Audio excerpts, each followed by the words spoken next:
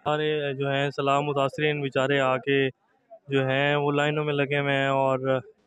अभी तक वैसे जितना भी हमने यहाँ लोगों से बात की है वो ये कहते हैं कि जी जो ट्रस्ट हैं वो तो आ रहे हैं, लेकिन ऐसा अभी तक गवर्नमेंट की तरफ से जो है कोई इमदाद नहीं पहुँची, क्योंकि दरअसल हमारी जो स्टेट है और हमारे हालात इतने ख़राब हैं, सैलाब इतनी जगहों पर आया है कि कहाँ कहाँ जो है अदारे पहुँचेंगे। हमें ख़ुद भी जो है यहाँ आकर बहैसियत कौम हमें खड़ा होना चाहिए। जिस तरह हम लोग आए हैं इस तरह सब लोगों को जो जो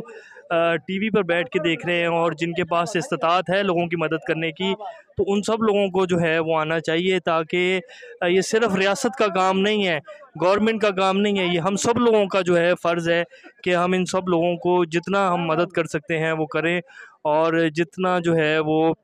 इन सब लोगों की जो है काम आ सकते हैं वो करें।